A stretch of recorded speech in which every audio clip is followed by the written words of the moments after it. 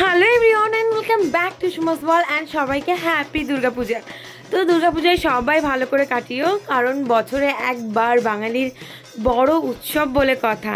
তো আমরাও পুজো দেখতে বেরিয়েছি ফাইনালি। এই প্রথমবার ষষ্ঠীর আগে বেরোনো হলো। ষষ্ঠীতে বেরোনো হয় আর অষ্টমীতে বেরোনো হয়। এই ফার্স্ট টাইম বেরিয়েছি আমরা চতুর্থীতে, মানে এর পরে ভাবতে পারছো আরও 10 বছর পরে মহালয়া থেকে তো এখন বেরোচ্ছে, তার মানে তখন মনে হয় পুজোর আরও 1 মাস আগে থেকে প্যান্ডেল ওপেনিং হয়ে যাবে। তো বাই দ্য ওয়ে আমরা গেছিলাম ফার্স্ট অফ অল গেছিলাম হলো হাতিবাগানে।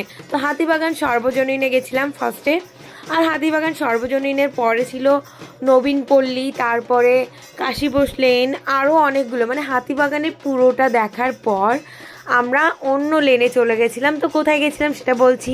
তারপরে দেখা হয়েছিল আমাদের সাথে রচনা ব্যানার্জির, আর আমরা ভিআইপিতে কী ট্রিটমেন্ট পেলাম সেগুলো সবই থাকবে। তো ব্লগটা ফার্স্ট থেকে লাস্ট অবধি তোমরা দেখো। তো ফার্স্ট অফ অল এর আগে একটা রোল খাওয়ার ভিডিও স্কিপ হয়ে গেছে। তো তারপর আইসক্রিম খাচ্ছিলাম একটা প্যান্ডেল ওপেনিং করার পর, অ্যান্ড দেন এটা নবীনপল্লী ছিল। অ্যান্ড সেখানে যাওয়ার পর দেখলাম এখানে সত্যজিৎ রায়ের একটা থিম ছিল, আর সত্যজিৎ রায়ের টাইমে যে রাজরাজারা কেমনভাবে থাকতো, তারা গান শুনতো, সেগুলো এখানে ছিল। আর তার সিনেমার সব গুপি গাইন বাঘা বাইন সব কিছু মিলিয়ে মিশিয়ে ছিল। আর একটা রাজবাড়ি, আর এই রাজামশাই এখানে ঘুরে বেড়াচ্ছে। আর তারপরে খুবই সুন্দর একটা জিনিস যেটা আমি লাইভলি দেখলাম, মানে বলতে গেলে এর আগে আমরা দেখেছি জাস্ট শোপিস হিসেবে। আমার খুব ইচ্ছে যে আমি বাড়ি করে একটা বড় একটা এরকম গ্রামোফোন রাখবো।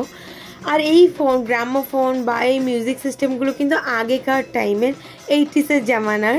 তো এগুলো নিয়ে সব কিছু একদম খুঁটিনাটি ওরা রেখেছিল। তো তারপরে এখানে সত্যজিৎ রায়ের যে মুভির যে অ্যাথেস্টিক ব্যাপারগুলো ছিল না, সেগুলো সব এখানে ফুটিয়ে তোলা হয়েছিল। আর বেশ সুন্দর লাগছিল, সোনার কেল্লা, লাল কেল্লা, এরকম এক একটা থিমের মতো করে ছোট ছোট করে রেখেছিল। আর এখানে ছিল মায়ের প্রতিমাটা, আর এটাও একটা অ্যাথেস্টিক পুরোনো ব্যাপারের ছিল। আর বিভিন্ন রকমের কবিতা টবিতা লেখা ছিল, ছোট ছোট বাক্সবন্দি করা ছোট ছোট ঘর, তার ভিতরে মানুষ। And most important things is there, Satyajit Ray নিজে বসে কি দেখছেন, বই পড়ছেন আর কি। মানে উনি স্ট্যাচুর মতো জাস্ট বসে আছেন। ওনার অ্যাক্টিংটা দারুণ ছিল, পুরো একদম কোনো নরণচরণ নেই, কিছু নেই।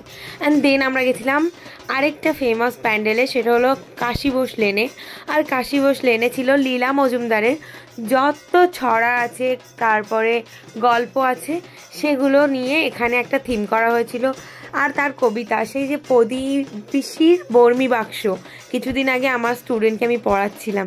তো আমার স্টুডেন্টদের বলি তোরা ভালো করে এগুলো দেখবে, আমি ক্লাসে জিজ্ঞাসা করবো এরপরে, ফাইনাল এক্সামের আগে কিন্তু এগুলো আছে। তো ওই যে গ্রামোফোন ওগুলো না, অ্যাথেস্টিক ব্যাপারগুলো একটু দেখে রাখবি।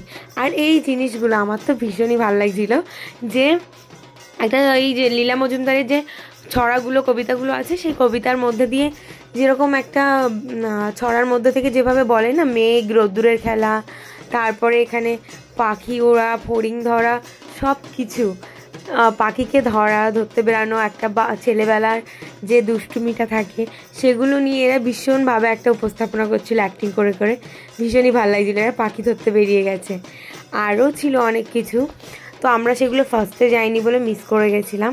অ্যান্ড দেন আমরা পিছনে ব্যাকে চলে এসেছিলাম। তো আসার পরে দেখলাম না, ওরা আবার খেলাটা দেখানো শুরু করবে, মানে ওই অ্যাক্টিংটা করা শুরু করবে। তারপরে এখানে বাটারফ্লাই চলে এসছে, কত সুন্দর লাইভলি, অনেক কিছুই ছিল, বাঁদর, হনুমান। তারপরে লাস্ট পর্যন্ত তো আমরা এখানে দেখতে পেলাম যে ছড়ার সাথে সাথে, তো সেগুলো মিউট করে দিয়েছি আমি, ছড়ার সাথে সাথে কিন্তু এগুলো বলছে। আর তোমরা যারা প্রদীপিসির বর্মি বাক্স পড়েছো তারা জানবে কি সুন্দর সুন্দর গল্পে বল। তারপরে হঠাৎ করে দেখলাম না, রাবণের সাথে যুদ্ধ বেঁধে গেল। ওদিকে রাম চলে এলো, প্রথমে হনুমান আসলো, হনুমান এসে মেরে ধরে চলে গেছে, অ্যান্ড দেন আবার রাম আসবে ওকে বধ করতে। মানে এগুলো বাচ্চাদের নিয়ে গেলে খুবই ভালো লাগে। এই যে রাবণ আবার চলে আসলো এই পিছনে ব্যাক স্টেজে, তো এখানে বাচ্চাদের নিয়ে গেলে খুব ভালো লাগে। আর এটা রাম ছিল, তো সবাই জয় শ্রীরাম করছিল। আর এখানে এই মুরগিটা শুধু ঘুরে বেড়াচ্ছে, মুরগি না বর্দি পাখি না গরুর পাখি কিছুই বোঝা যাচ্ছিল না। অ্যান্ড দেন এখানে একটা পানমৌরির জুটি জমবে এবার পুজোর ছুটি। অ্যাকচুয়ালি প্রত্যেকটা পুজোর প্যান্ডেলের বাইরে না ওরকম হোর্ডিংয়ে দেওয়া থাকে এক একটা ইন্টারেস্টিং লাইন, যেগুলো ফানি লাইন থাকে। আর সবগুলো ভীষণ পড়তে আমি ইন্টারেস্টিং লাগে। হাঁটতে হাঁটতে পা ব্যথা গেলে ওদিকে তাকে কিছুক্ষণ হেসে নিই বলে। অ্যান্ড দেন আমরা এসেছিলাম ফ্রাইড চিকেন খেতে। মানে আমরা একটু করে হাঁটছি, একটু করে খাচ্ছি, আর একটা করে প্যান্ডেল দেখছি। তারপরে খেয়েছিলাম এখানে fish fry, fish finger. And then আবার কিছু দূর হেঁটে এসে আবার খেয়েছিলাম এখানে ছোলা মাখা। তারপর আবার একটা ঠাকুর দেখলাম, আবার খেলাম।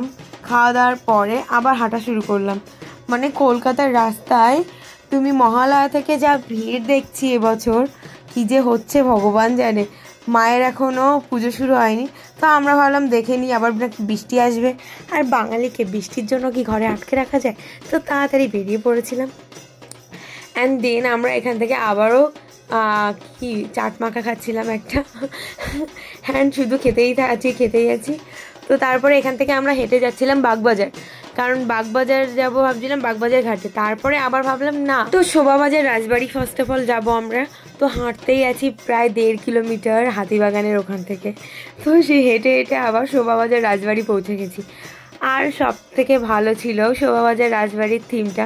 পুরো মনে হচ্ছিল পারফেক্টলি একটা বাঙালির পুজো বাড়ির যে থিমটা থাকে সেটা, মানে ভীষণই ভালো ছিল। একটা সেই জমিদারের আমলের ভাইব দিচ্ছিল। And this vibe was awesome. আমরা তো ভীষণই এনজয় করেছিলাম।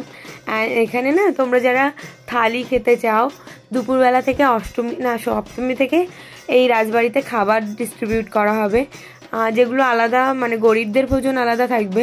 অ্যান্ড আলাদা থাকবে 400 টাকা 300 টাকার থালি। সেই থালিগুলো তোমরা বুক করতে পারো, আর বুক করার পরে তোমরা ওখানে খেয়ে আসতে পারো। নিরামিষ থালি থাকবে, কিন্তু 18 রকম পদ থাকবে।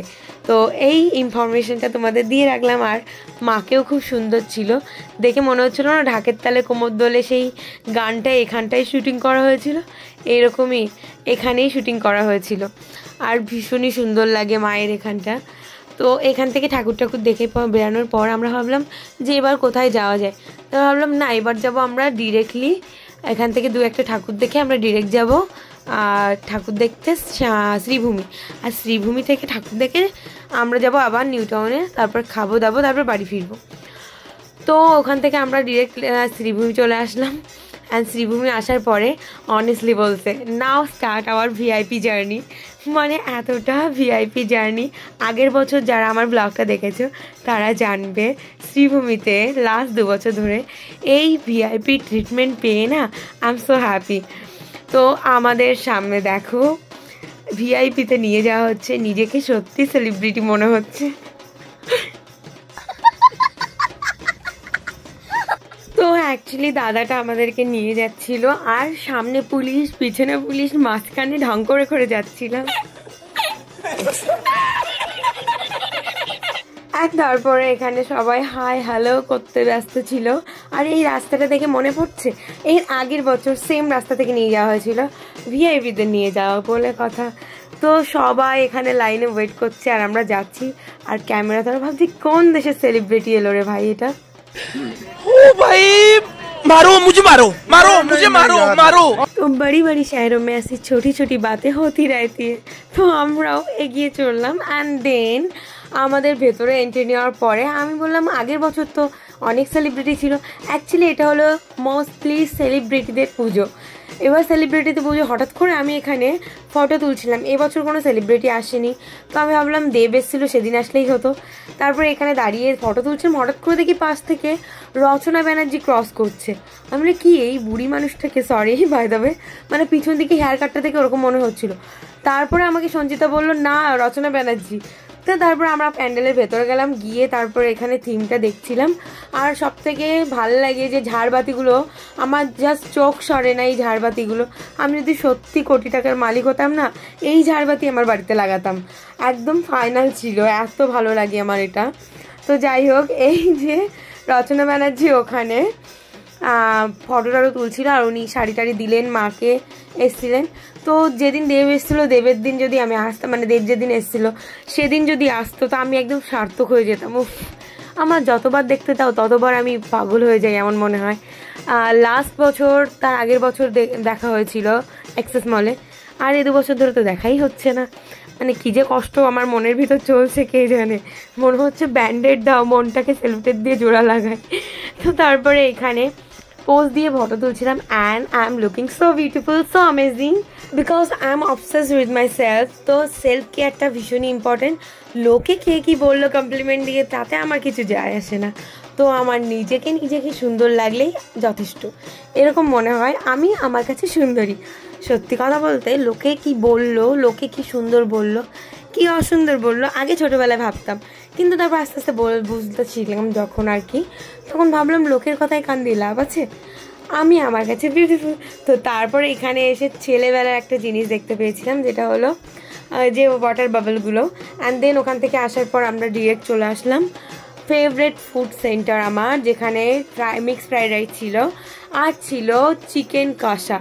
এতটা টেস্টি ছিল। অ্যান্ড দেন খাওয়া দাওয়ার পর না পেট পুরো ফুল হয়ে গেছিলো, তো একটু কমানোর জন্য স্প্রাইট খাচ্ছিলাম। And this is the Sprite time. তো ভিডিওটা তোমাদের কেমন লাগলো অবশ্যই কমেন্ট করে জানিও। অ্যান্ড টাটা সবাইকে, পুজো ভালো করে কাটিও।